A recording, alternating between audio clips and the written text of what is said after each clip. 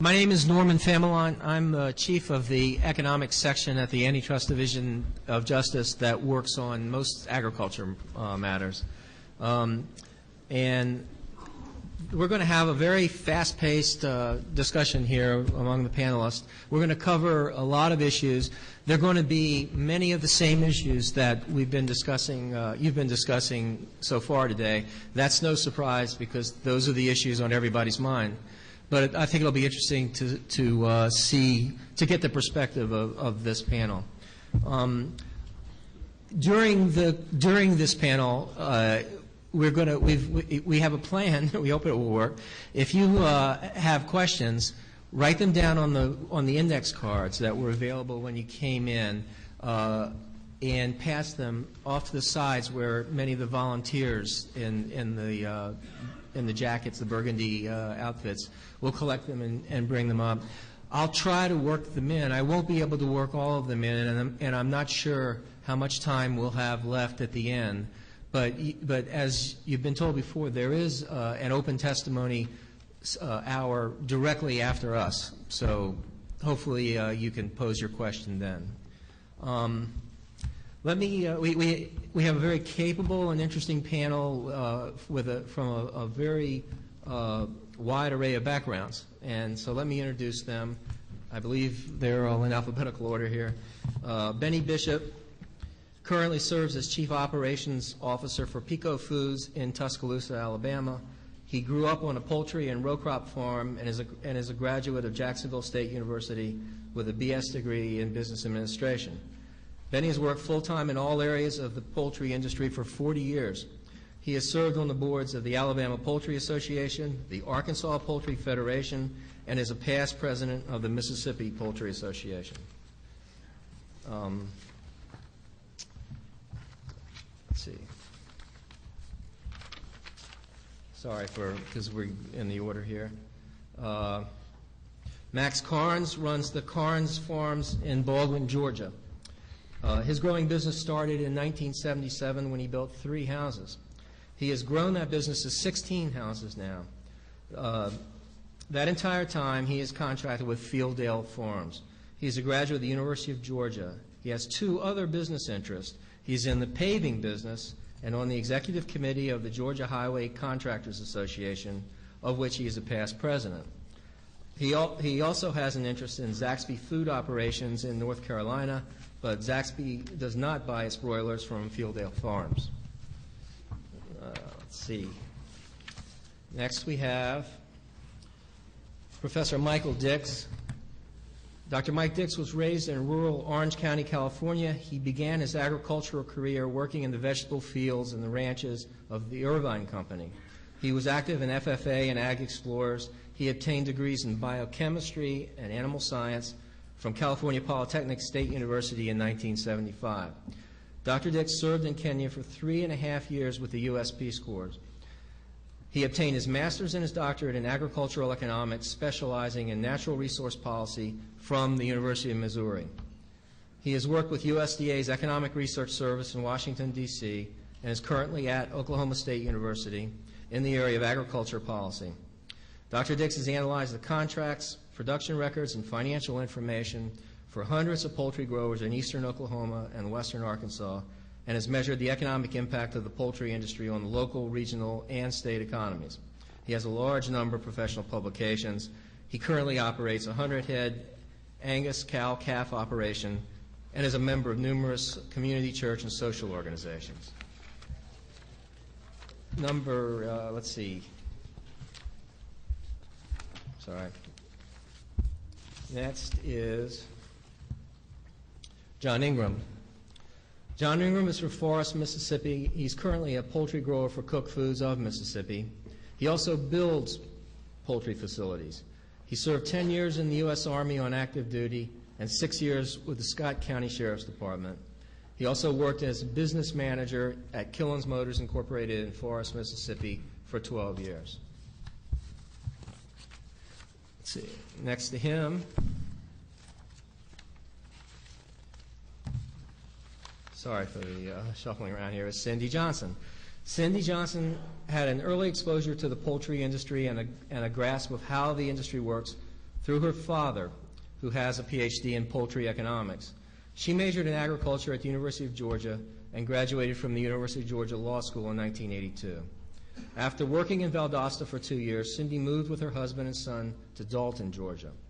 She was offered a job as an appellate lawyer with the insurance defense firm of Kinney and Kemp, where she remained for 6 years. In June of 1990, she joined the law firm of Waycaster, Morris, Johnson, and Dean. Since 1990, Cindy has represented hundreds of growers in state and federal courts and in pre-suit negotiated settlements. In 2002, she left her former firm to join her husband in their practice in Cohutta, Georgia. Next is Dr. Robert Taylor. Professor Taylor is the Alpha Distinguished University Professor in Agricultural Economics and Public Policy at the College of Agriculture at Auburn University. Prior to joining the Auburn faculty in 1988, he held faculty positions at the University of Illinois, Texas A&M University, and Montana State University. He has conducted applied research on a wide variety of topics, including market concentration, conservation, buyer power, and bioenergy. He has authored or co-authored 5 books and over 200 articles and reports, and has testified before Congress on concentration and consolidation in the food industry, particularly on issues in the livestock and poultry industry. And then finally is Mike Weaver. Mike Weaver farms 350 acres in Pendleton County, West Virginia. He raises Angus beef cattle as well as broilers for Pilgrim's Pride that are processed at the Moorefield, West Virginia processing plant. He started in the poultry business with turkeys and switched to broilers about 6 years ago. His broiler facility is comprised of 2 houses with 94,000 birds per flock. Mike is president of the Contract Poultry Growers Association of the Virginias. He is a retired special agent for the U.S. Fish and Wildlife Service. He serves as a board member of the Allegheny Highlands Alliance, the West Virginia Special Olympics Program, the Potomac Highlands Wounded Warrior Outreach, and Ruritan National. So let's go right away to my first question area, and I'm going to turn to specific panelists for the first responses for all these question areas. Number one, in addressing our trends in poultry panel topic, we first need to gain some insight into key changes in poultry production and marketing over the past decade. What changes have occurred in the typical initial investment, in the scale of efficient operation, and the time required for each flock to reach maturity? What do we know about the quantity and quality of poultry produced over the last decade and the importance of exports? And I'll first turn to Professor Dix. Thanks, Norman. It's great to be here, and thank you all for coming. It is a great country that we can all come and voice our opinions and be heard, and I hope that we all are heard respectively. Even university president, university faculty aren't immune to being victimized or intimidated. Even this morning, I've had groups call my dean and call my president of the university asking for background information and paperwork, Freedom of Information Acts, to try to get me to seize my participation in these hearings. So those that know me know that I'm unintimidated. Let me start by giving a few recent changes that I think are important, just to give a perspective on the industry. First of all, most of us know that the new tunnel cool cell house is largely been adopted by the industry by this time. It's more efficient than the other ones, particularly in terms of energy efficiency, which has been a tremendous help to the growers, although it is a much more expensive facility. The last estimates I have on that was from 2007, 2008. Those houses are about $225,000, which would include all the equipment necessary to run them. That's a fairly substantial investment for one of those houses. And I'm saying the typical house is 40 feet by 400 feet. Average farm size has increased. We now, in my area, we're looking at about 3 houses as the average farm size. I think a decade ago that was probably 2 houses. The average market age for broilers is 47 days, the same as it was about 20 years ago. Average bird today is heavier than it was 10 years ago. It's now about 5.63 pounds. compared to about 5 pounds in 2000. Feed efficiency has increased slightly, but that slight increase is a tremendous gain in terms of profitability. It's gone from 1.92 pounds to from 1.95 to 1.92 pounds. On-farm mortality rate dropped from 5% to 4.1%, which is fairly substantial. And for a cow-calf operator to get below 5% would be a real thrill. Post-mortem condemnation rates have dropped from 1.22% to 0.87% in 2009, and again, that has some real profit potential. And then the last thing is on that trend is that per capita consumption of poultry continues to increase from about 80 at the start of the decade to almost 90 today. So those are I think the things that would indicate improvement in the industry, more profitability, more efficiency. On the other hand, there's some things of a wider nature that I think are important for all of us to think about. It's been interesting listening to all the problems today, and believe me, those things didn't fall short on me. I am sensitive to agricultural producers. I spend a great deal of my time. I am an agricultural producer. I probably am out in the countryside. I give 50 to 60 extension presentations a year, and I do a lot of work with producers. So hearing your stories, I'll assure you that I listen very intently to those stories. They're not much different than the stories I hear from cattle producers, swine producers, wheat producers, corn producers, etc. While the trends that I've told you indicate that there's an increase in productivity and efficiency, there's these other major trends that I think are exceedingly important, and the things that I think you really need to think about. And I'm sorry that Mr. Vilsack has left, because some of these fall on his doorstep, as we heard this morning. One of the things that's created some of the problems in the industry is started in 1994 with the reorganization of USDA. When USDA was reorganized, they took Farmers Home Administration and stuck it into Farm Services Agency, then ASCS. That reduced the staff of FMHA in each one of those offices, and that trend has continued. The total number of employees in the FSA, local FSA offices is dwindled, as well as the number of FSA offices. And that means there's less people to service those loans and to look and see if those loans are worthy of being delivered. Also, as you all know, we're in a financial situation in this country and in the world, and a lot of it had to do with cheap and easy credit policies, not only from the federal government and the Federal Reserve, but on down to the local banks. And I think that's had a tremendous impact on what you're seeing in the industry today. One of the largest problems I see, and I commented on this before the Senate Ag Committee in 1997, was the Federal Agricultural Improvement Reform Act in 1996. That Farm Bill, as most people call it, the Farm Bill in 1996, essentially eliminated farm storage programs. So from that time on, the government virtually had no more commodity storage programs.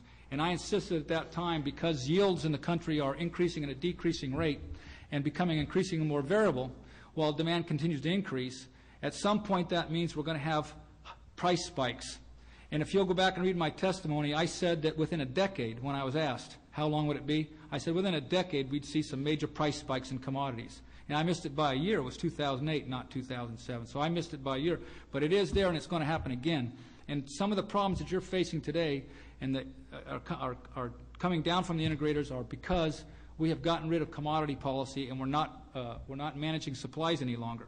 And so we're going to see much more variation in feed prices, much more volatility, and probably a continuing trend upward in those prices. So I think, again, that's a major policy we're about to revisit.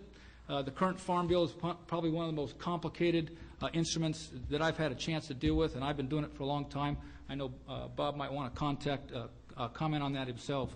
I think also reaching peak oil in the last couple of years, meaning the total amount of oil that's out there is never going to get greater. And we have no energy policy. That's had a tremendous impact. I don't know how many people have said that today, that those rising propane prices and rising electricity prices have squeezed their profits. That's certainly the case. If you entered into a contract in 2004 for a set price, your propane price between 2004 and 2009 went up from roughly on the retail price for the nation, $1 a gallon to $2.50 a gallon. That's a tremendous squeeze on profit, and most people didn't have a profitability to warrant that increase. That's something, again, that falls back in the lap of Congress and the federal government is coming up with that energy policy. Okay. Finally, just one last thing. I want to make sure that before I get done today, I want to talk about this financial performance of the sector. That's one thing that hasn't changed. You know, there is, and I've heard a lot of that today, there is one thing that is common in agriculture, and I know you've all heard this. There's an idiom that comes from 50 years ago. I heard it when I was a kid. Cash poor and asset rich. And that literally means I've got great profitability, which the U.S. agriculture sector does. Your industry, you growers, most agricultural producers in this country have a very high profitability. I'll explain that if you'd like. But you have a very low dollar sales per amount of fixed assets you have. And that causes you to have a low return on investment. And essentially what I'm telling you is you're making good money, but you're using it all to pay for your assets. And I think you know that. That's true for every part of agriculture. Okay. There's some follow-up comments from Max Carnes. I'll give the short. Is my microphone on? Can you hear me? Thank you. Going back, we started our family farm in 1977, and at that time we built 3 houses for about $26,000 each. The last houses that we built were 500 by 50, and they are approximately 175,000 or 225,000. I can't remember which now. But going back over some of the changes that we have seen through the years, when we started out, we had the old-time 8-foot drinkers that you would slosh out or rub out with your brush and whatnot, and of course now we've gone to the nipple drinker. That's a lot more efficient and a lot easier to operate. Our lighting program has changed dramatically.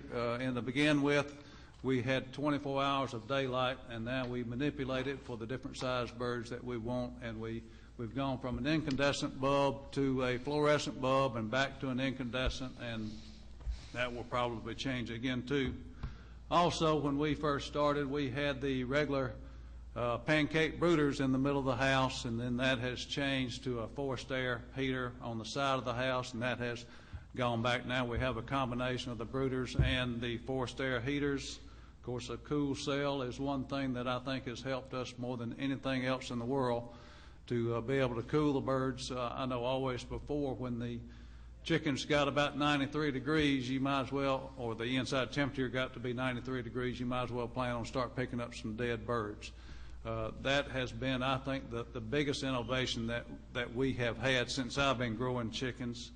Also now we have the computers that control everything in the house, which makes everyone's job a whole lot easier.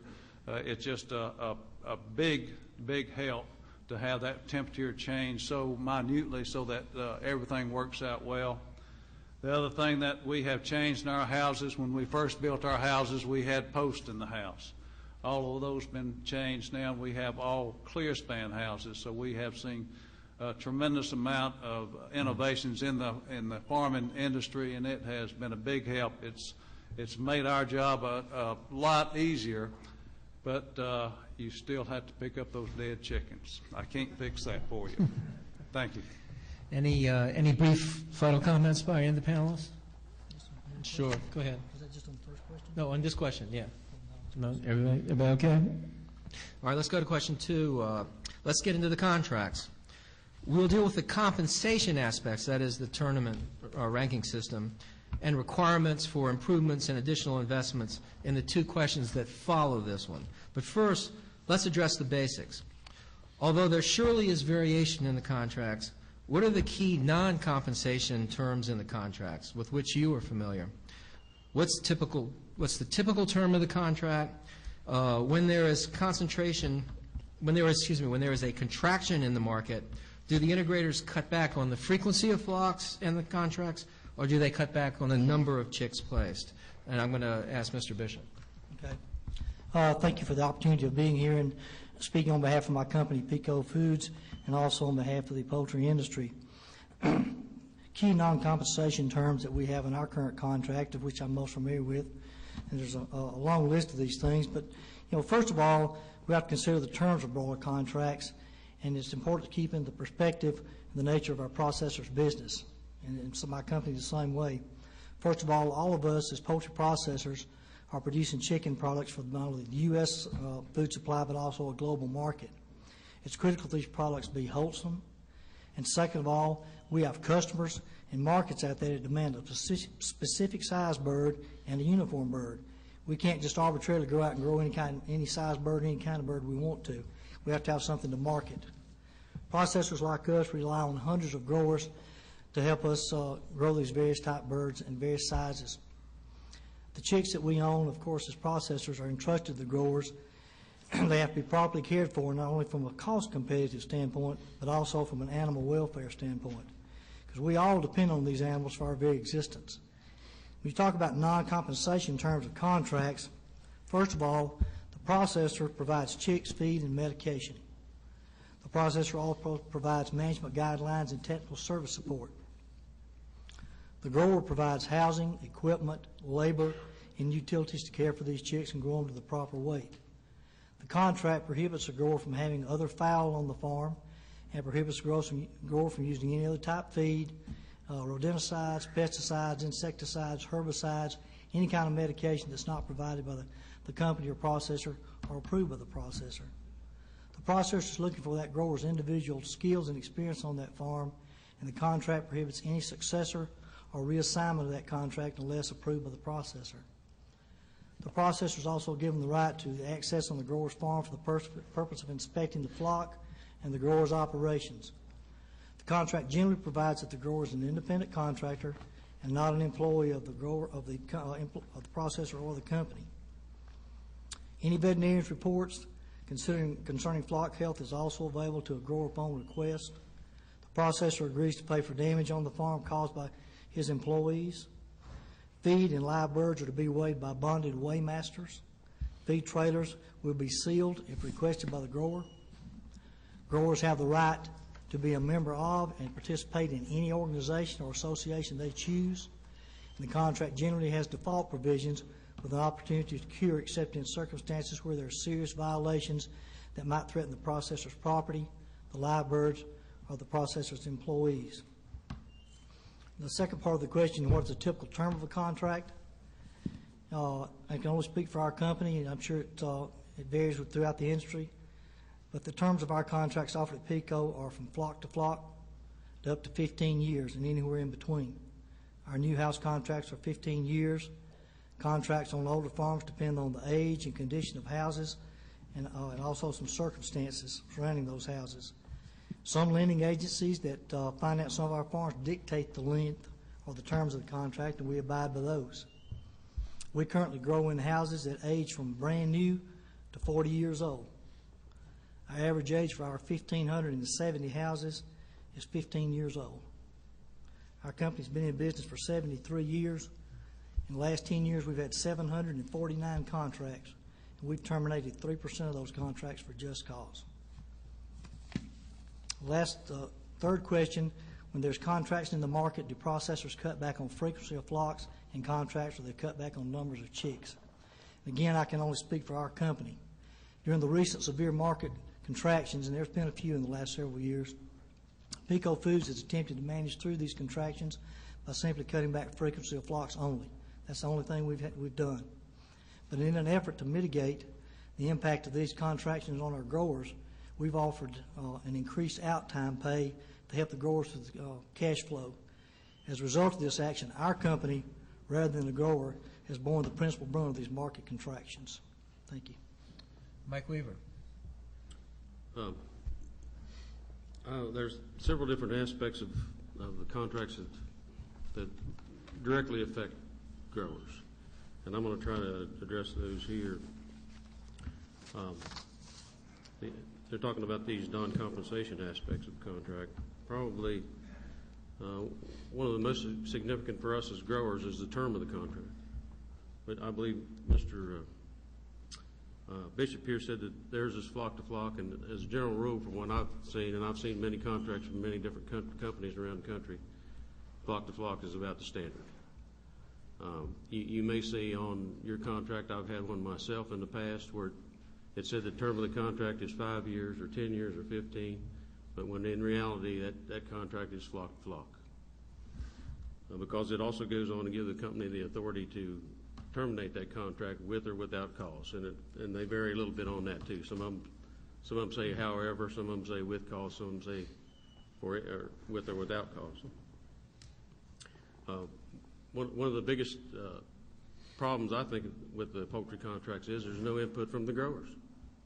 We have no say-so whatsoever in that contract. As all you growers know here, and Mr. Bishop's company might be different, I don't know, I hope it is. But they are more or less take it or leave it contracts. When they bring it to you, you sign it and you grow chickens.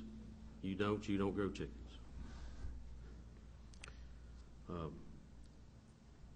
There's termination requirements or stipulations in those contracts. As I just mentioned, capital investment requirements, which never used to be listed, but now thankfully under the 2008 Farm Bill that has to be included in your contract. All it does though is tell you that you may be required to make capital investments.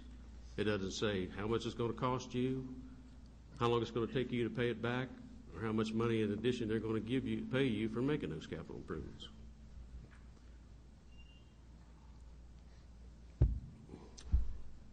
One of the real problems with the contracts is, and I expect most growers in here have experienced this, is that it's only a contract until they bring you the next one.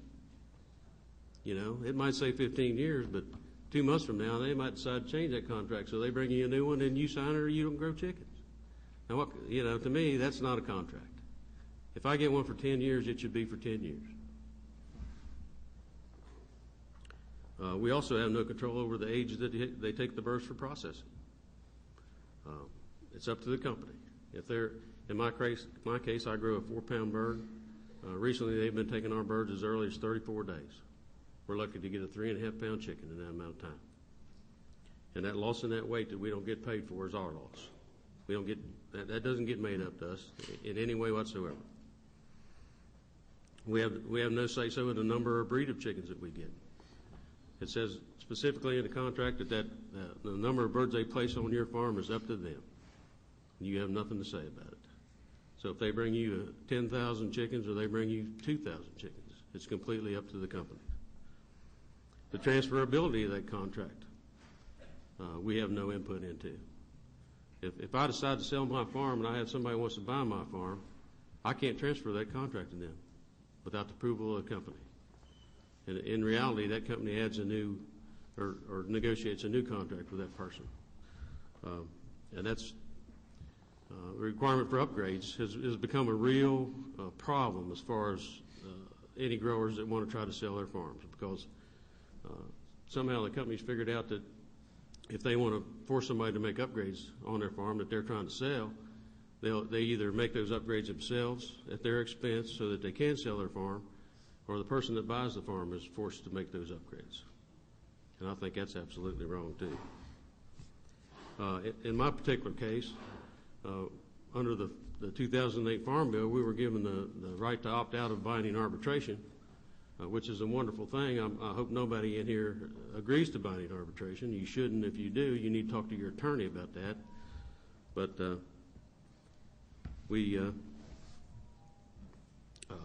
my company restricted me, even though I can opt out of binding arbitration, from a jury trial. It says my only right is to a trial in front of a judge. So I got out of binding arbitration, but now I can't even go before a judge. And I thought this was America.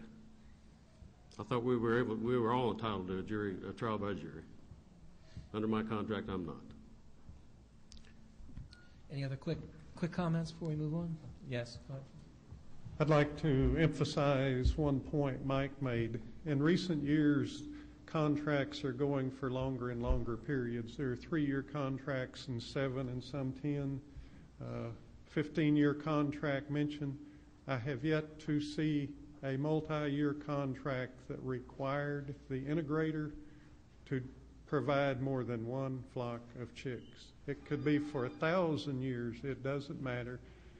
You're guaranteed one flock of chicks, and then after that, the integrator can change the contract or whatever, and that's when what economists call holdup can occur. I've not seen a PICO contract, but all of the others I've seen. Interesting. We should turn now to the key compensation aspect of the contracts, the tournament or the ranking system. First, let's get a brief description of a typical payment scheme. When did this compensation aspect of the contracts emerge? When did we get tournaments? And why do you think these emerged? And this last question is particularly of interest to me as an economist. Why do we observe it so universally in broilers, but not so in raising other animals? And I'm going to turn to John Ingram. First of all, I want to thank everybody for being here today. And I grow poultry for 10 years. And the problem I see in the ranking system is it's not fair. And there's no way it could be fair. You know, a lot of the growers tell you, that the companies tell you that the ranking system is a fair way of judging the grower on their performance. But there's no way it could be fair, because we don't have any control over the birds they bring us. Sometimes I've dumped chickens that, you know, there's 100 chickens in a tray, and I've dumped the chickens where there's 35, 40 of those chickens dead in that tray. So, and also, one of the growers said earlier, I have been out of feed for 2 or 3 days with 6-week-old chickens. And it's also based on the breed of chickens you get, or whether they're male or female.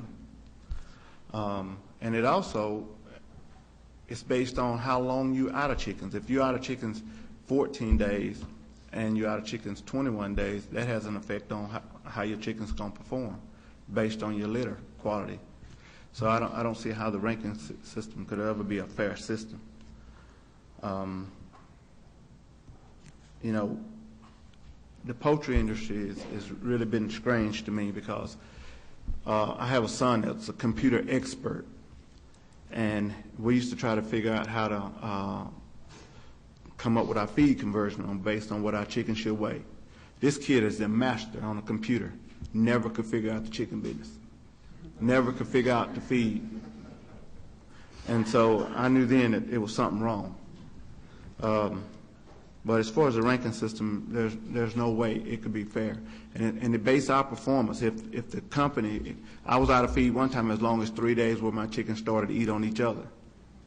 But when I sold those chickens, they still based my performance on what I done. But I had no control over the feed that they brought me. So there's no way that the ranking system could ever be fair. That's in my opinion. Professor Taylor, some follow-up comments. Well, your question about why it's that way in the poultry industry and not others, it's simply because the integrators require it. They set it up that way. There's the myth that this system eliminates growers' risk. It doesn't. It actually, the common pay system, if you have a high cost, you get a low unit price.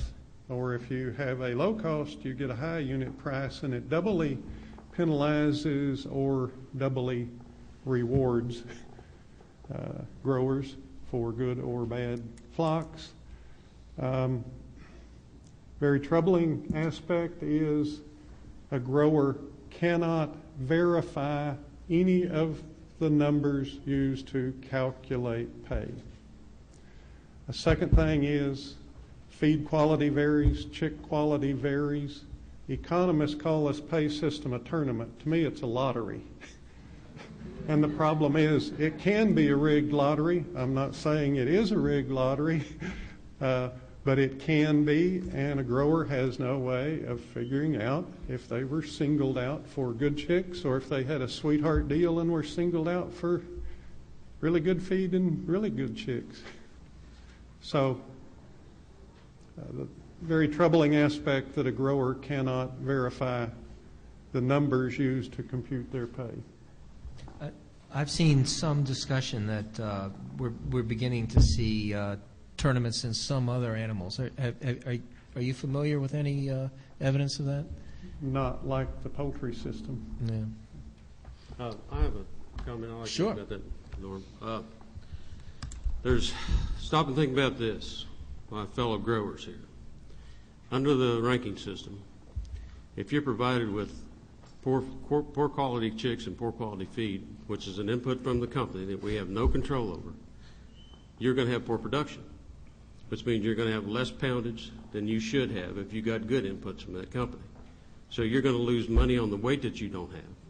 Plus, under the ranking system, you're going to have points deducted from your pay because you produce poorly. So under the ranking system, we get hit twice. We get subtracted on twice, and there's no way that is fair. Another way that it's not fair is the fact that it robs Peter to pay Paul. Why should it be fair for the companies to be allowed to take money away from you to give it to me because I did better than you? There's no way that could be fair, and it shouldn't be illegal. We have got to have a better system of paying our growers here in the United States. Professor Taylor, I know, what's the follow-up? Let me mention one thing I've observed about the tournament pay system. There are a lot of subtleties dealing with whether an average is used or whether a median is used or whether a weighted average is used. And the integrators exclude some flocks, sometimes high, sometimes low. They completely determine what is excluded. They have min and max pay. The point I'm getting up to is in contracts, most of them have a stated base contract pay. Let's say it's 5 cents, and there are bonuses for those that have really good flocks above that and penalties for those below. But a base pay of 5 cents, if you take a weighted average of all of those for flocks, it usually comes out to be less than what the contract says. And to me, that's deceptive and unfair. Yeah.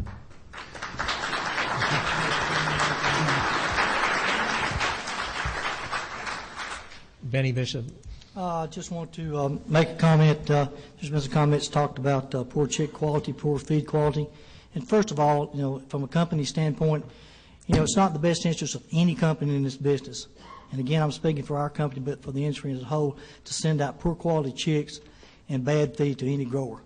And I'll say that to anybody in this room or in this industry.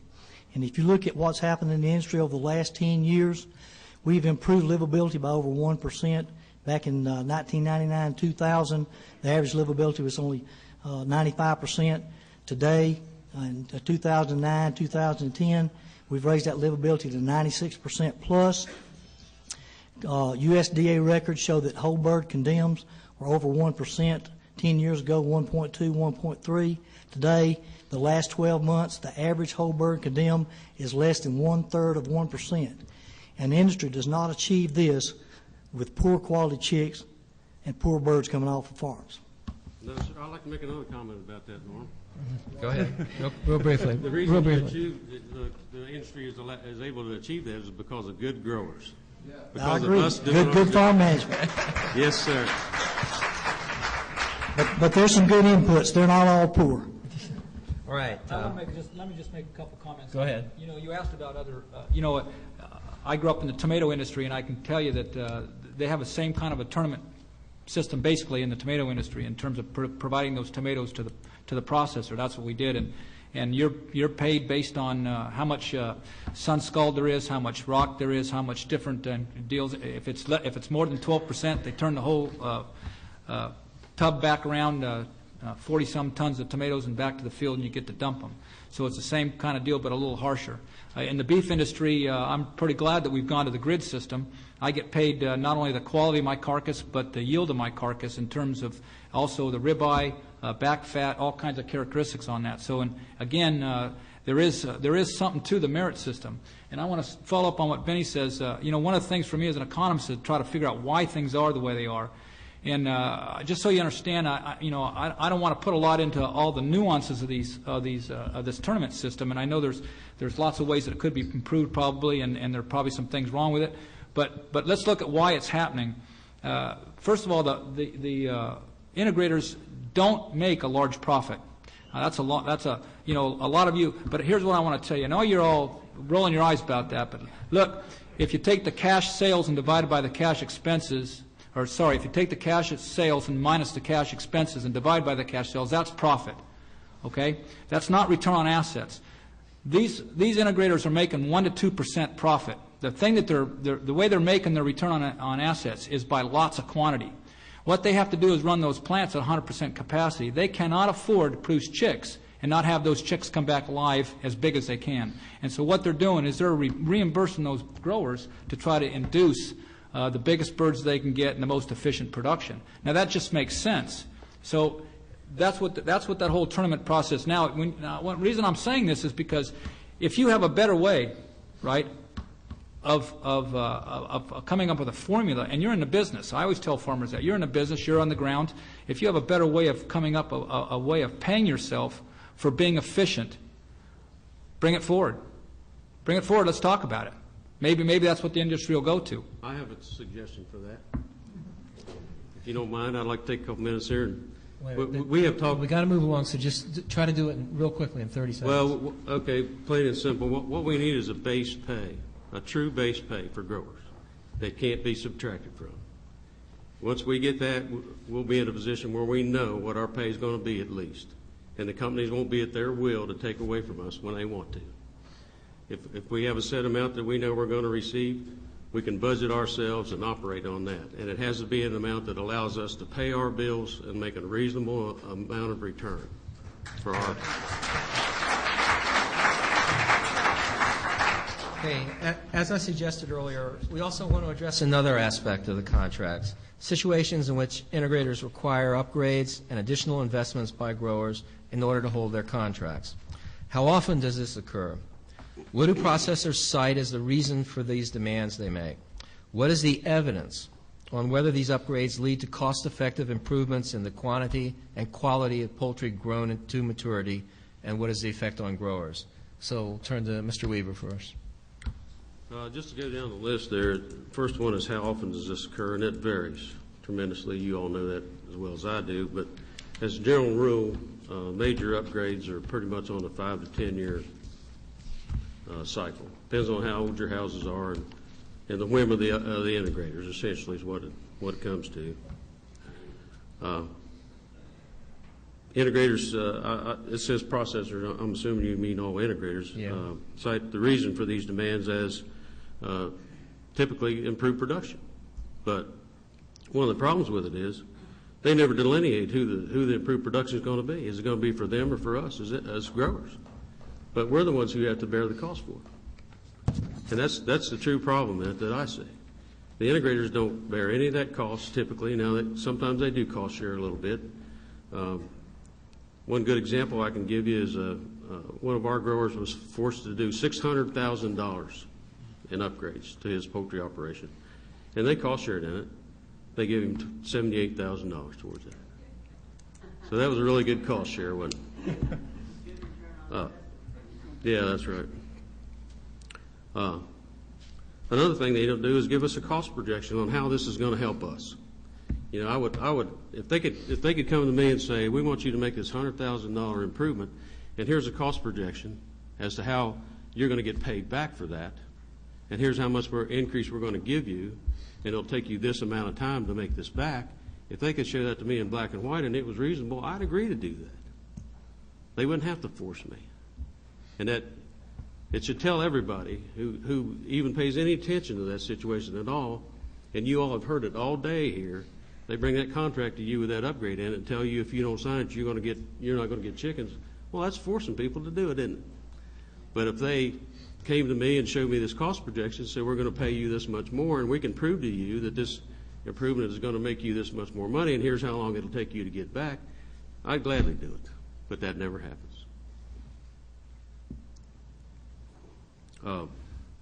What's the evidence on whether these upgrades lead to cost-effective improvements in quantity and quality of poultry grown? From what I've seen, there's very little evidence. You all know as well as I do that at times it's just a whim of the integrator. And we all have our opinions as to why they force us to do them upgrades and go into additional debt.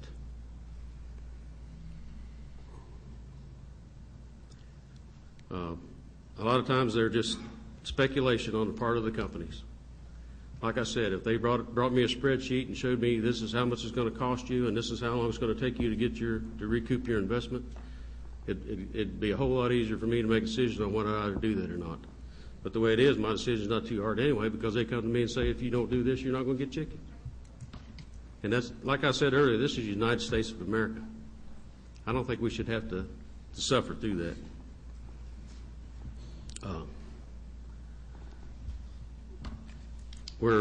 They're asking us to take on additional debt for these improvements that many times is not funded, and even when they do give us an increase for it, it doesn't cash flow. There's no way it'll pay for itself. More times than not, these improvements that they force us to do benefits the integrator 100%, or at least a whole lot more than it does the growers that are being forced to make these upgrades. So I think we need to encourage packers and stockyards to create some regulations saying that if poultry companies have upgrades that they'd like to make, if they think it's worth it to them and their production is going to increase that much, they should pay for them. All right. Cindy Johnson? Thank you. I guess you folks were starting to wonder whether I was going to talk today or not. I'm Cindy Johnson, and I think I'm the token lawyer, maybe the token woman on this panel as well. I'm humbled. I'm honored to be here today. I want to first of all thank whoever turned the air conditioner off, because I thought I was going to have to chatter through this. And I also want to thank especially my husband and my law partner publicly for having traveled down this road representing chicken farmers for a very long time with me at great risk to our family. Thank you, honey. I love you. I was talking to our 24-year-old daughter back a few weeks ago because I was trying to remember how long I've been doing this, and I said, Elsa, how long have I been representing these chicken growers? It seems like forever. And she said, Mama, I don't know. She said, all I know is when I was a little girl, I used to think that ConAgra must be a very bad man. So it's been a long time. But I'll get to upgrades. Back in the 90s, I was assisting some other attorneys and some people that were active in the industry, trying to organize poultry growers in the state of Georgia, and we went to a lot of meetings in different areas around the state. And one of the things that always came up was upgrades, and how the companies, the integrators, would keep the growers in debt with upgrades. And that's the same song and dance I hear today when from these growers, is we just can't get out of debt for the upgrades. From a legal perspective, as a lawyer, it's always puzzled me that the chicken processing companies can call poultry growers independent contractors and at the same time control the manner and the method of how they grow chickens.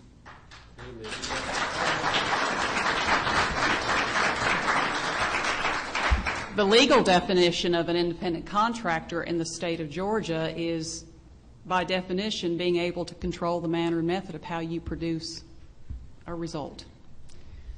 If the integrators want to experiment with new technology, they should do that at their own expense, not at the expense of the grower. If a grower is growing as good a chicken as the man down the road with the fancy new equipment at the same cost to the company as the guy with the fancy new equipment, why should he have to go and get into a lot more debt to put in the fancy new equipment when it's not going to result in any additional money to him?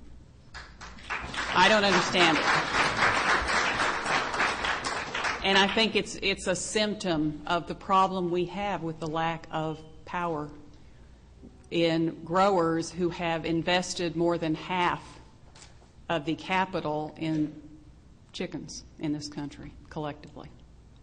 And there's a problem when you have a group of people who have invested more than half the capital in chickens and have no power and no say and get as little money as they do compared to the profits of the processors. And that's what I have to say. John Ingram? It always puzzled me, the word upgrade. Upgrade to what?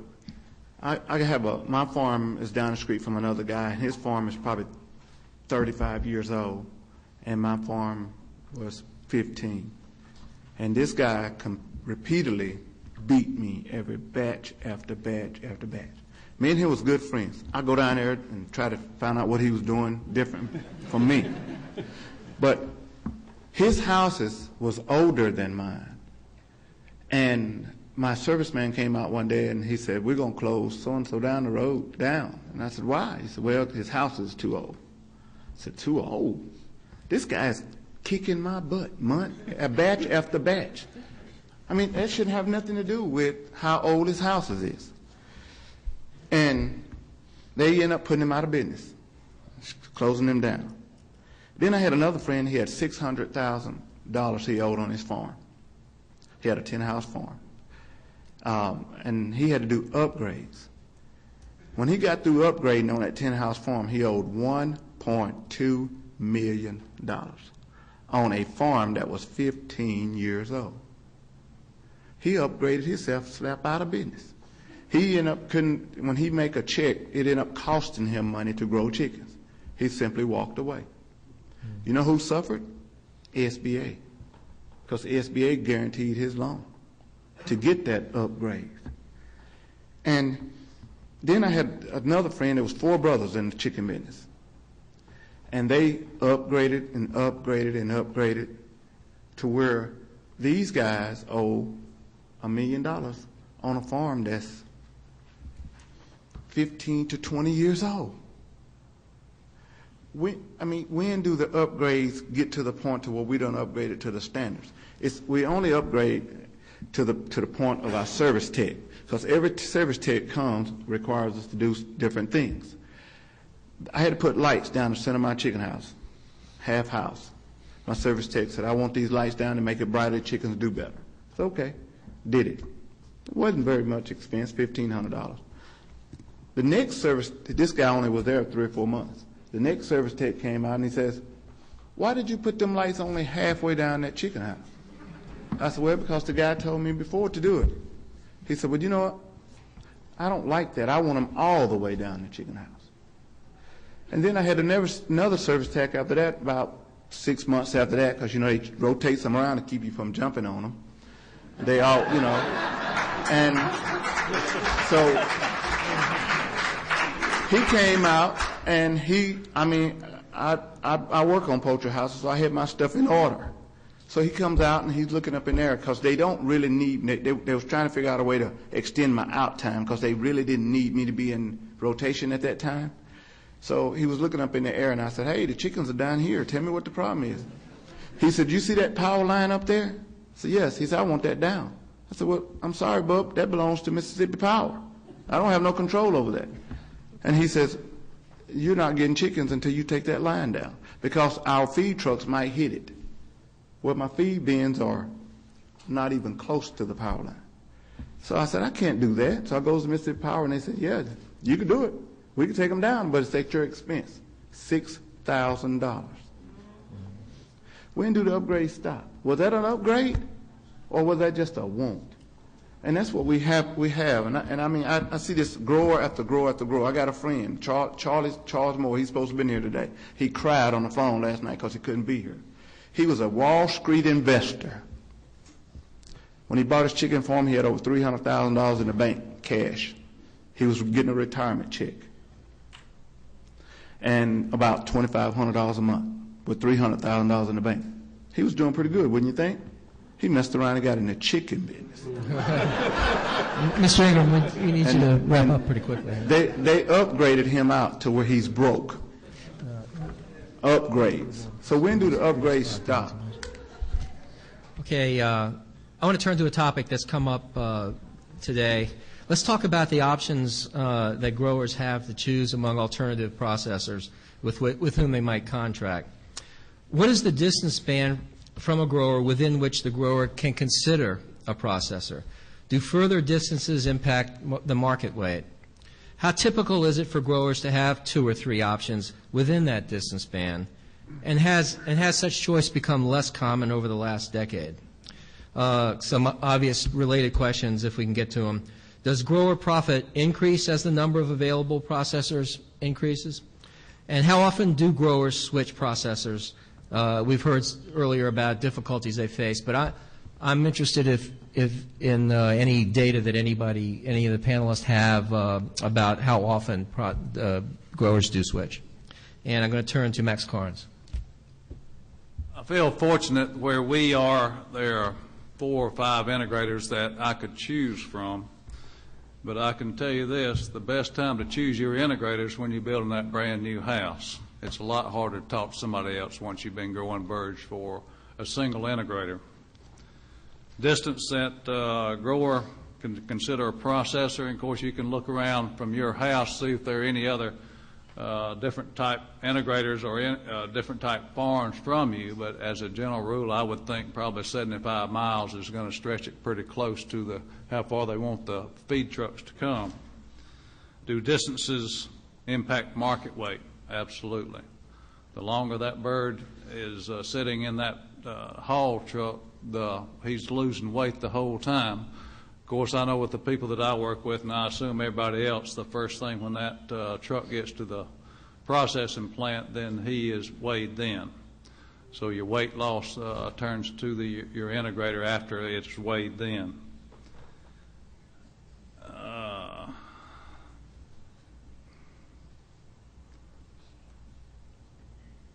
And does a profit increase with the number of integrators? And I really don't think it does. I think we've already talked about this earlier today, that the contracts are going to be very similar. It's hard to sell a chicken and a lot more expensive than somebody else has. So I don't think there's a whole lot of difference. It's just the type person that you want to fit in with, the type integrator that you fit with. You can be comfortable with all of them, but you need to talk with the people who grow for that company and find out whether it's a good fit or not. And there are very few people who switch integrators from one to the other, and I would think that the ones that do switch will be switching all the time. That you have some people who are never satisfied, I think, but I feel very fortunate where I am. Professor Taylor. Okay, there are 5 sub-questions here in a couple of minutes, so I'll try to hit them fast. On the distance issue, it's roughly 40 miles out is as far, and they would prefer only 20 or 30 miles out. Tyson had a web page up for quite a while that said 40 miles. Main reason, minimize feed hauling cost. So the location of the feed mill is the number 1 consideration. Processing plant is number 2. So they want to minimize feed and bird hauling cost, and that concentrates the poultry operations. Does grower profit increase? Well, the publicly available data indicates that there's no profit.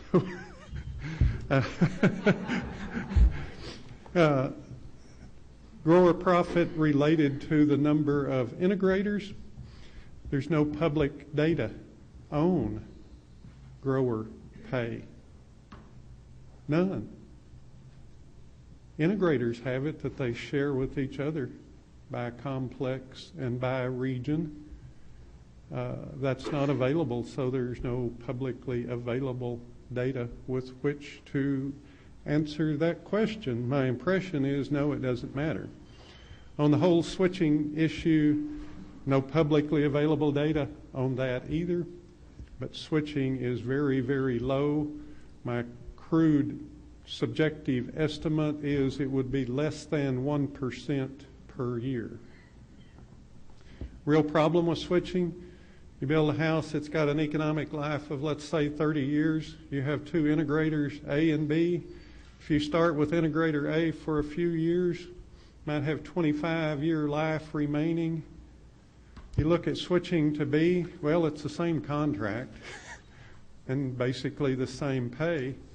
And if a grower for A switches to B, then they make integrator A mad, and they're stuck with B forever.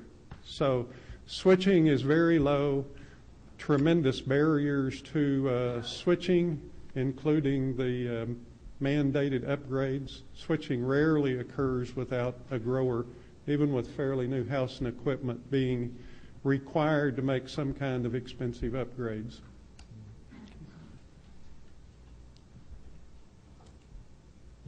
Before we leave this area of contracts, we have one question from the audience that seems to fit in here.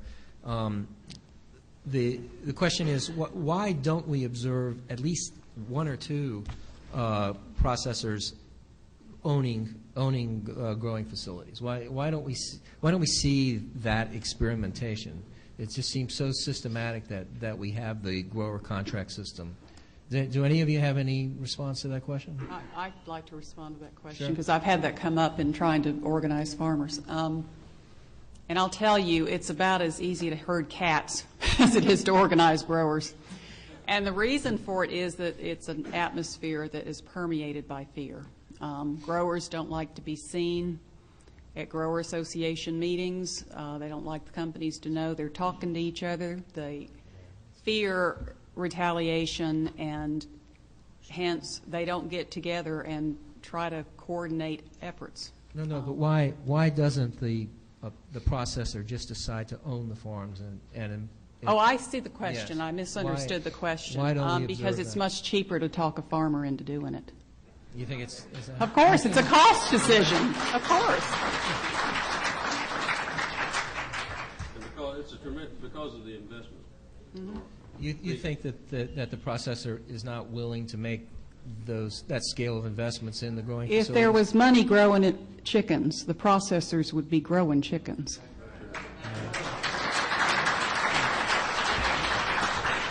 Okay. I think we should now step back and pull together a lot of the previous discussion into a really important question. What do we know about the current state of grower profitability? What are the key factors that would lead to a prediction of grower profitability? Which grower is going to be profitable, which is not? How sensitive is grower profitability to a reduction in the number of flocks he or she raises each year? And what is happening to the ability of growers to meet the terms of their existing loans and secure new loans? And I'll turn to Professor Dix for this.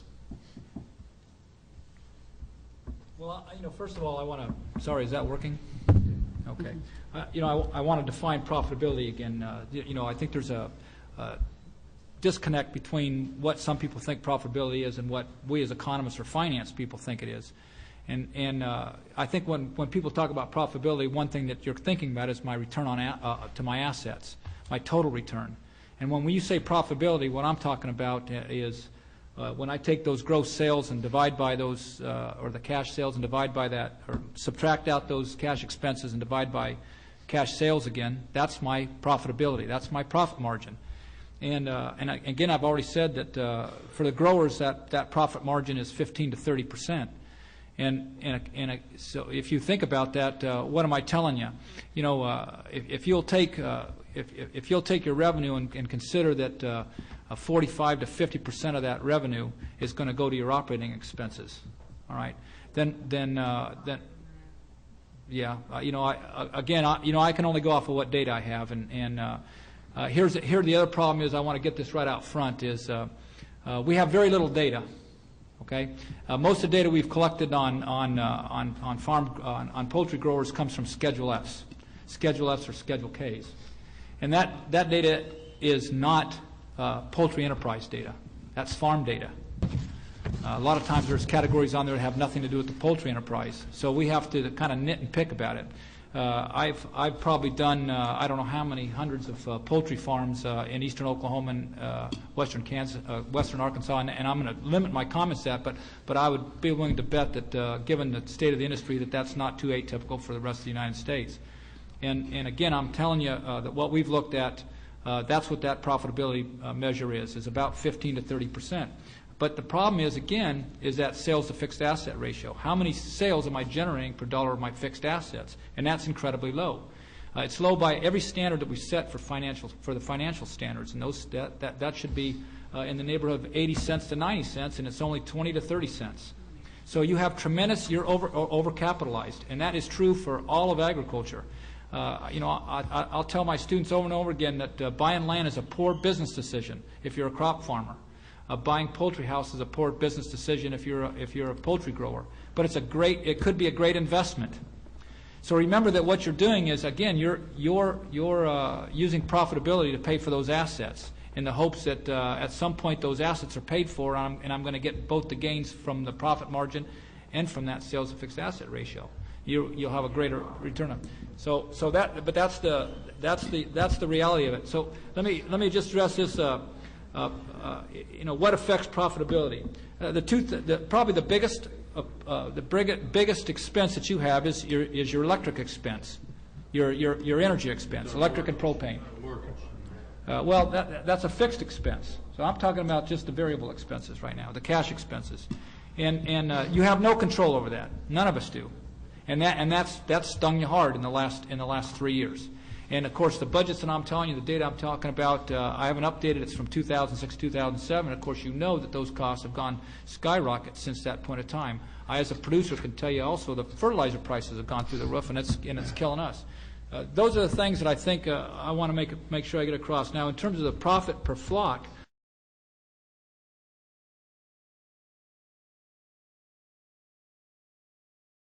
why is it that you would get less birds or less flocks? The poultry industry, because it's a vertically coordinated industry, is trying to manage your supply. Why is it trying to manage that supply? Because market conditions exist that warrant doing something with supply to maintain a price that's acceptable, a price that will give you some kind of return and give the integrators some kind of return. And when the market dives, as it did because exports dropped from almost 20% down to 16% of supply, it dropped fairly substantially, they have to do something to make up that difference. If they continue to put out the number of birds, you're going to have a huge drop in price in order to get rid of them, or you're going to dump them in the ditch, one or the other. So the only thing they can do is cut back on output. And if they do it uniformly, they have two choices. They can give you less birds per flock, or they can give you less flocks per year, both of which affect your profit margin. But they also, again, remember, as I told you, the integrators have to try to get 100% of capacity. They have to try to manage those plants at full steam in order to make a profit themselves. And when they cut back birds, they know they're going to lose money. They have to know that. You're losing money, they're losing money. The industry's losing money. That's the way the market works. I don't know what else to say, but I understand. I'm in the business myself of raising cattle, and the market's been pretty tough on us. I had 166 head in 2000. I'm down to 30, and wish I was down to 0.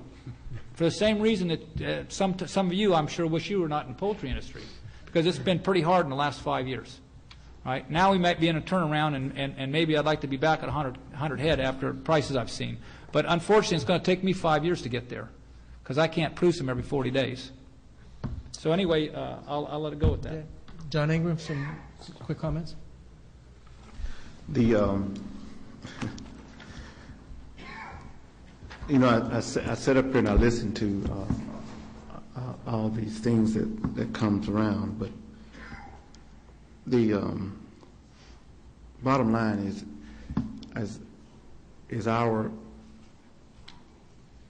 market on the chickens is based on our weight and our feed and the number of flocks we get versus the number of chickens we have placed in the houses. And a lot of the integrators are cutting the number of chickens we get in the houses, or increasing our out time to a longer period of times, which result in less batches of chickens, and that has a great effect on what we get paid. But most of our payments are still is the same. I bought my farm from a guy that was in farm 30 years, in chicken business 30 years, and he told me that we get paid the same thing that they used to get paid when they was growing chickens. But the difference is the houses cost $200,000 now and $50,000 when he built his. But we get paid the same. And when you talk to a lot of growers, they'll say, "Well, we used to make good money," and they did. But when you pay $50,000 for a house and then you pay $220,000 for a house and you get paid the same, I don't see how anybody can make money in chicken business. And when we go in to talk to that banker or we talk to that integrator, they don't tell us these things. They just shows us the numbers, and our head swells and we want to get in the chicken business. My son, 22 years old, he asked me one day, he said, Daddy, how could anybody talk you into being in the chicken business?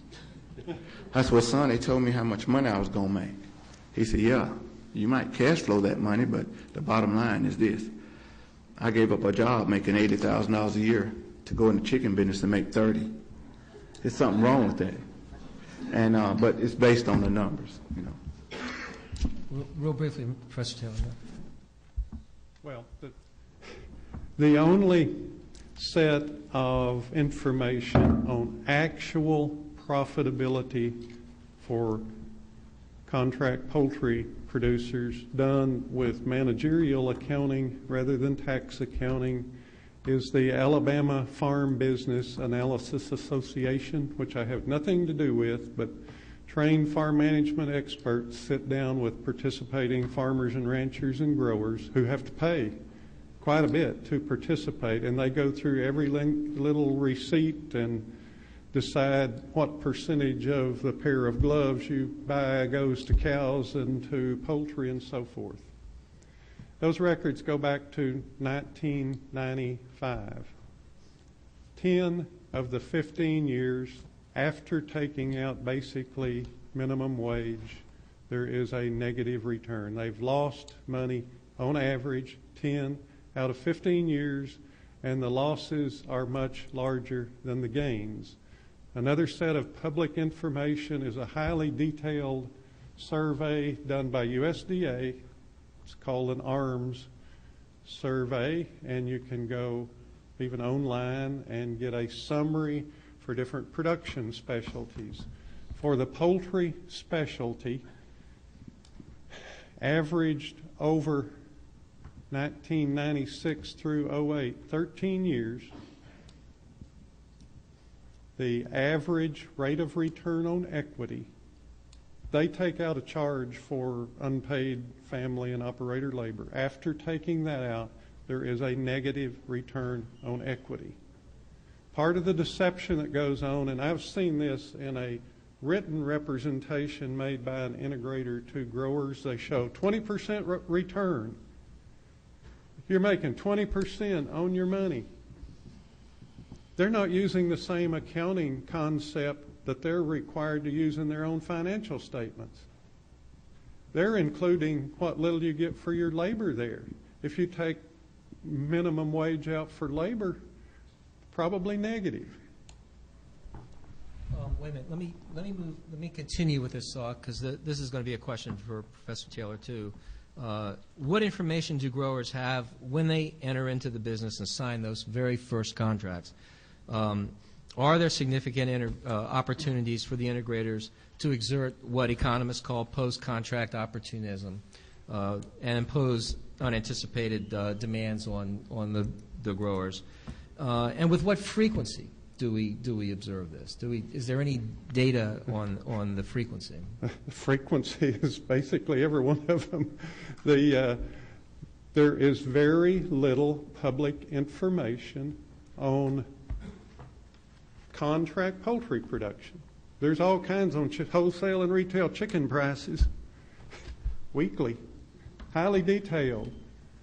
You can go to USDA websites or listen to the news, and you can get morning and afternoon cattle and hog prices. There is nothing on average contract pay, not even annual. You can go to USDA and get cost of production budgets for corn and cotton and hogs and cattle, nothing on poultry. So potential growers are really at the mercy of representations made to them by integrators. Yeah. Mr. Bishop, quick comment. What information do growers get when they first enter the business and sign the contracts? Of course, we have a list of things that we furnish any potential grower. And that grower also has to make a decision and sit down with his banker and get a lot of information there too. So if they're misguided, I think it would be from their lending institution. First of all, whenever we get a new grower, a potential new grower, we give them a packet that offers a copy of our contract. We don't hide anything. They're able to take a look at it, read it, a copy of the building specifications, list of contractors and builders that service the area, list of equipment suppliers. We furnish a list of banks and lending agencies that finance poultry loans. We show and discuss income and cost projection calculations. We tell them to sit down with their banker and let them go through this totally again and decide if they want to get in the chicken business, if that bank wants to loan them the money. We provide a list of other items that are needed, such as amount of property, permits, utilities, dead bird disposal provisions, litter storage, dirt work, road construction. Even have to remind them about equipment they'll need, like tractors, to operate their farm. We want to know everything there is before they get into the business. A copy of our live production program is given to them. We encourage every potential grower to go and visit with other growers. Go and talk to them. See what they think about the business. Take your contract and discuss it with whomever you want to, your family, your friends, your attorney. We'll offer to take them to visit a poultry operation. We'll offer to take them to take tours of our plants, our hatcheries, and our feed mills. When you talk about post-contractual opportunism or unanticipated demands, again, I can only speak for our company. We look at the relationships with our growers as being long-term. If it's not beneficial, something's wrong if it's not mutually beneficial for both of us. It's not in the best interest of our company or any other company, I don't think, to impose economic hardships on the grower. While we want to continue to put growers out of business, the banks are not going to loan money to get new growers to replace them. A productive grower network is important for us. It's essential for us to compete in the marketplace. We have to have good growers. If our management feels strongly about upgrades, warranted for lowering costs or improving efficiencies in our live operations, we'll offer incentives to offset those costs. It has to be mutually beneficial to both us and the grower, or we're not interested in looking at it. These changes in technology and improved management practices are ongoing in this industry as in any other business. And to what frequency, I think it's variable. That's it. Yeah. I mean, I think this leads to a natural follow-up question that at least three of you have submitted in some form. In most areas, there still are numbers of people who want to grow broilers, and they want to secure loans. So how are we supposed to interpret this fact that there are these people lined up to get into the business? If growers don't expect to secure a return on their investment, why they enter the industry? And again, as many people have asked from the audience, why do banks lend to these people? Let's turn to Mr. Weaver. Is that my question? Yes. Okay. I have some other comments I'd like to make as far as the growers' income and such that we were addressing earlier, and I didn't get to address. But current growers are increasingly discouraging their families, their sons and daughters, their nieces and nephews to get into the poultry business because they plain and simple will not make money doing it. I'll use myself for example, and I think a statement's been made here that the biggest cost you have is your fuel, and outside of your mortgage, that's true. But my mortgage on my poultry operation is $84,000 a year. Last year, I grossed $109,000,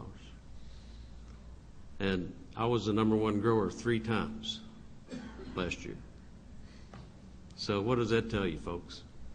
Part of that was, and one of the previous questions was that do companies cut back on the number of flocks or the placement of the number of chicks you get?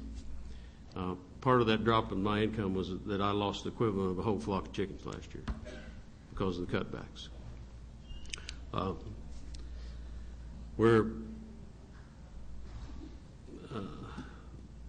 lot of our growers in our area are so frustrated and they've lost so much money that they intend to close down their operations in the very near future.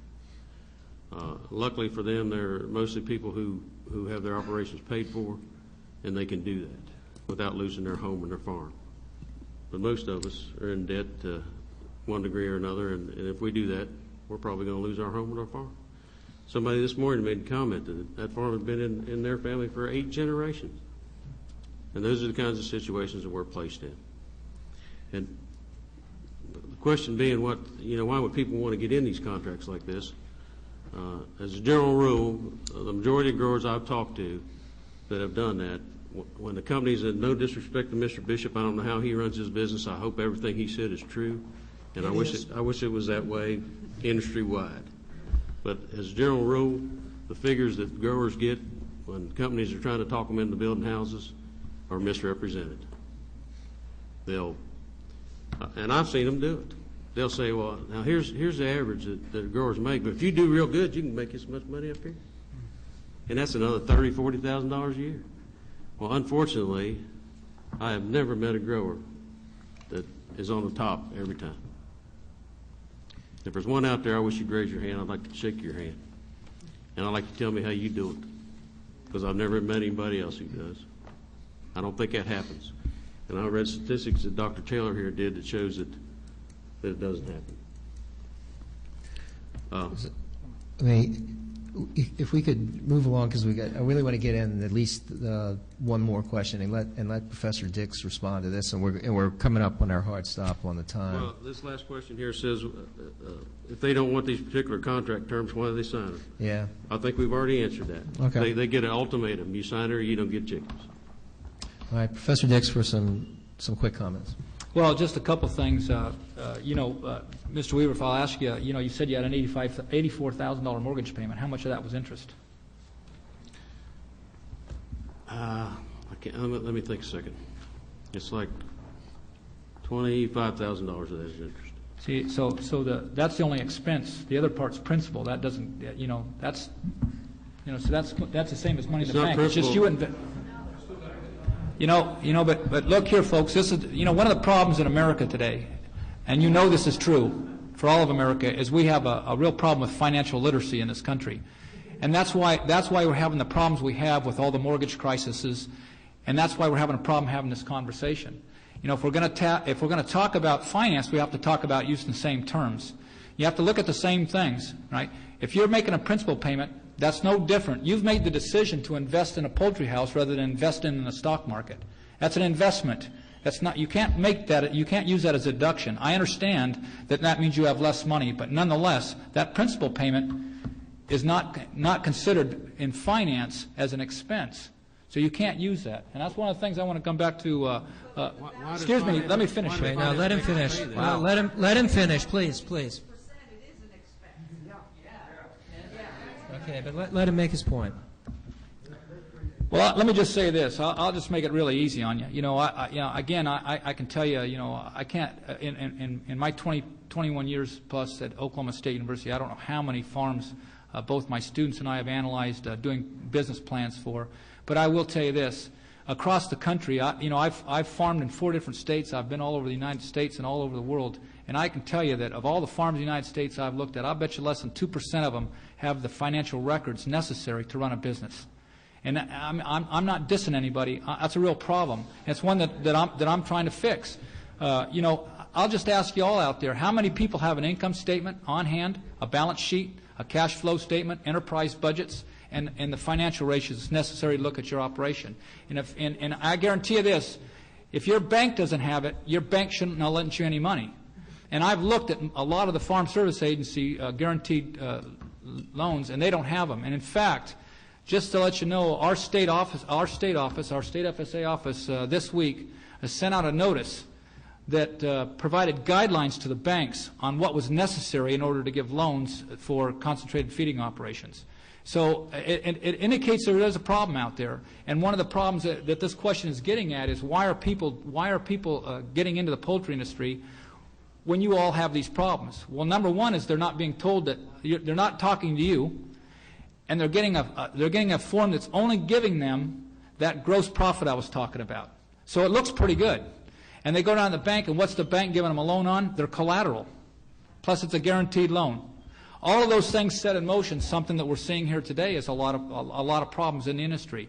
If you're taking out a loan, right, and you can't cash flow with 60% of your variable expenses, you shouldn't have taken out that loan in the first place, because if you took it out with the understanding that you were going to only have 45% of that be variable expenses, and the propane expense went up or the feed expense or something else happened, you're going to be underwater and you're not going to be able to pay your note. And if I'm a banker, I don't want to do that. I don't want to give you that because I don't want to own a poultry farm.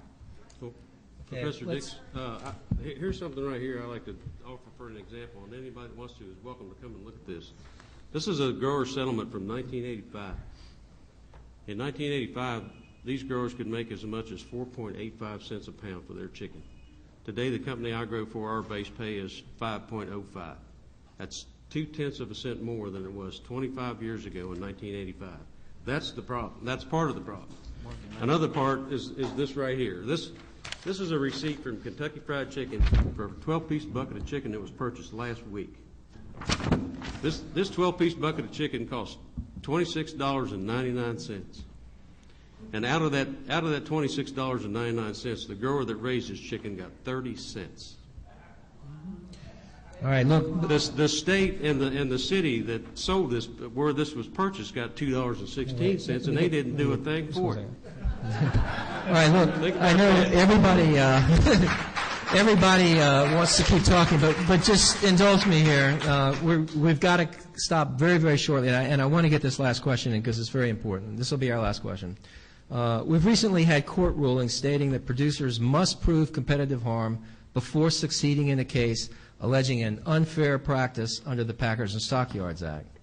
What are examples of how alleged unfair practices might and might not be related to competitive harm?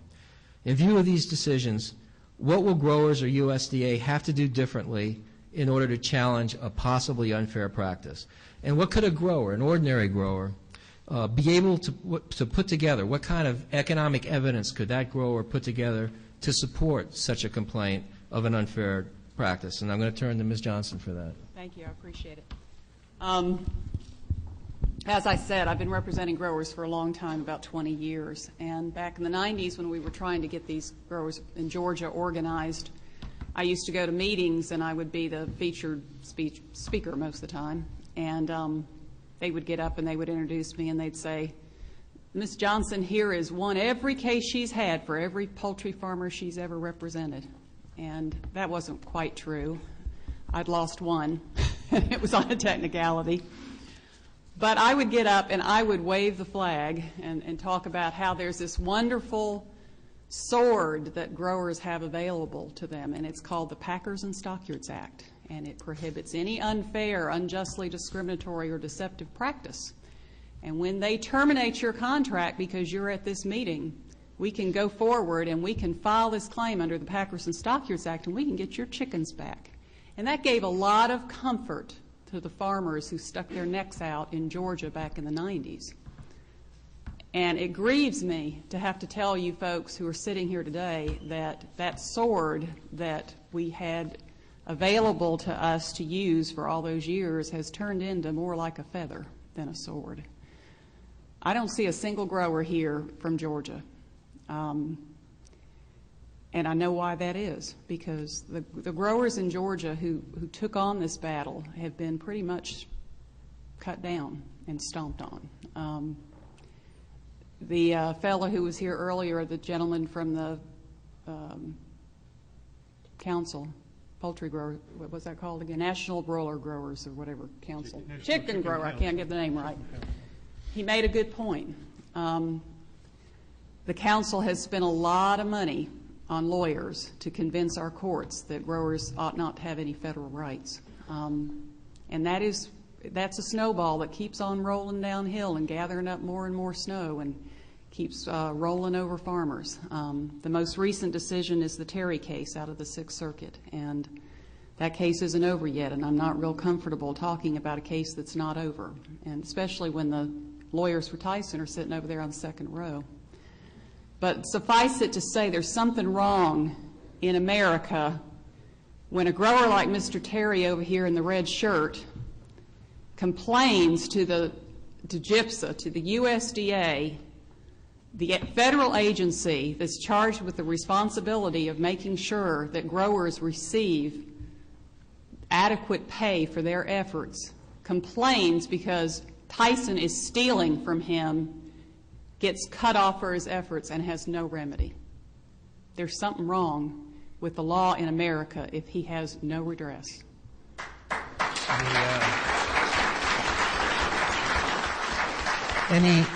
Any quick comments from any other panelists on this before we conclude on this particular topic? We do have one grower from Georgia. Thank you. Yeah. On the panel, and if I can make an observation,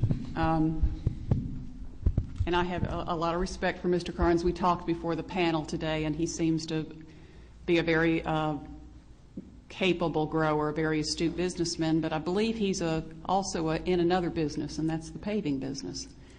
And it's possible to grow chickens when you have another business and do it profitably. And it's called writing off some of your losses. And I don't know whether you've ever lost any money in the chicken business, but I want to address the question that you had a little while ago that I misunderstood. I've had a little time to think about that question, and it really goes to the upgrade question as well, and that is, why don't companies go out and build their own chicken houses and hire their own employees and put their own employees in these chicken houses and grow chickens? And I'll tell you exactly why they don't. It's because of supply and demand. It's because if they were investing more than half of what they've already got in processing plants, they got to turn around and put the same amount or more money into the houses to grow the chickens. First of all, they have that huge capital outlay in the assets, and then they got to hire all the employees to grow the chickens, and those employees are entitled to benefits under federal law as employees, including unemployment if they're laid off, including workers' compensation if they get hurt in the chicken house. All those benefits that you get if you're employed, you don't get if you're an independent contractor, right? When was the last time you got a check from the government for unemployment when the chicken processor left you out of chickens? It doesn't happen, okay? So it's a way for the processing companies to control cost and to adjust for the ebbs and flows in the market. And I'm not an economist, I'm a lawyer, but that's what I have observed over the last 20 years. Okay. Thank you. My Thank you. Well, observation. I want to thank the panelists for a truly spirited exchange here, and I want to thank the audience. You guys were as attentive as any panel audience I've ever seen in my life. You guys paid great attention. Thank you very much. 10-minute break now before the next open discussion.